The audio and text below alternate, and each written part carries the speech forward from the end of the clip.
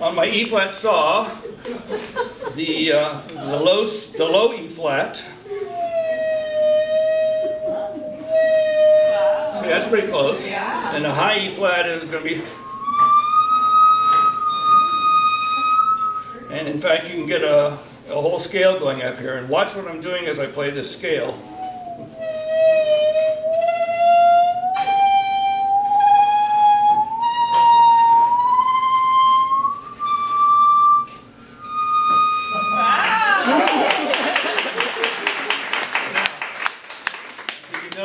What am I doing to play up that scale? There are several things that I'm doing.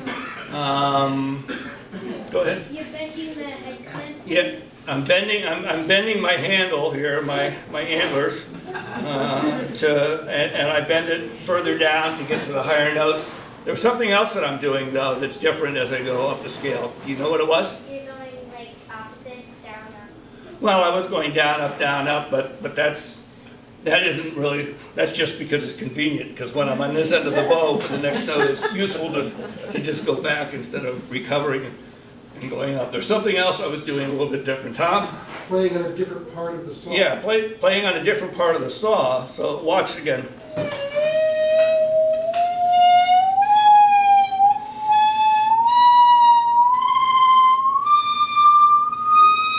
So you notice my bow is kind of traveling up the length of the saw, and there's a reason for that.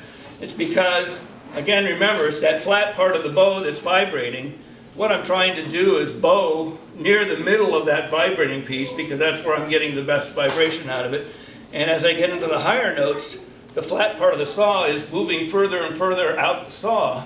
So I need to keep moving the bow further and further out as well to get to the sweet spot, so to speak. And you can get a little bit higher than a high E flat on this. See if I can do it.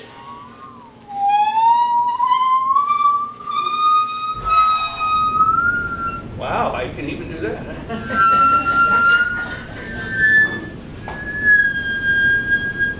It's a third above it. That's kind of hard to get to. And on the low end, I can get about a step or a step and a half below the low E flat.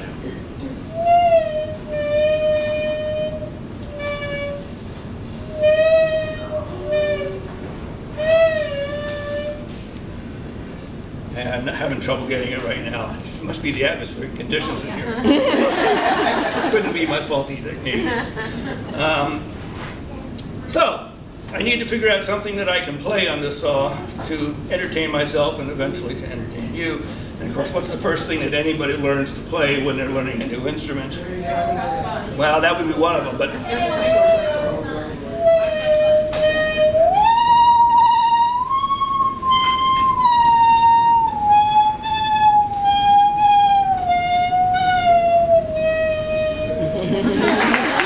not very interesting.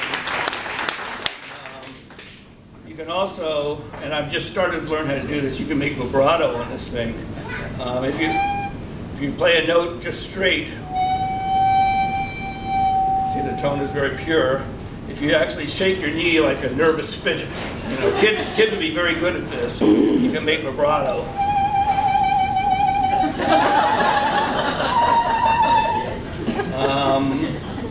There's a technique there that I haven't quite mastered, but I get the basics. Well, I wanted something a little more interesting than Twinkle Twinkle Little Star to play.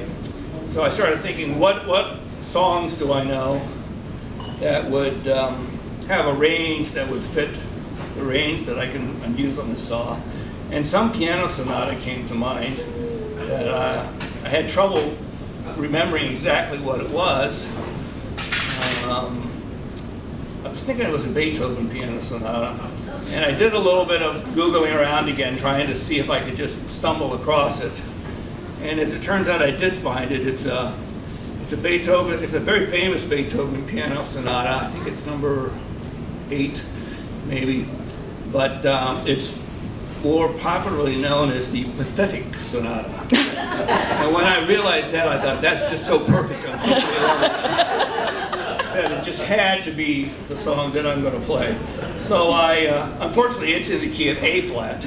But with Beethoven's, he's not around to care. I transposed it up into E flat so I could play it on my saw. and put an accompaniment on my phone. And so through the magic of technology, I'm going to let Liz cue up the accompaniment, and I'm going to play Beethoven's Pathetic Sonata, second movement in E flat.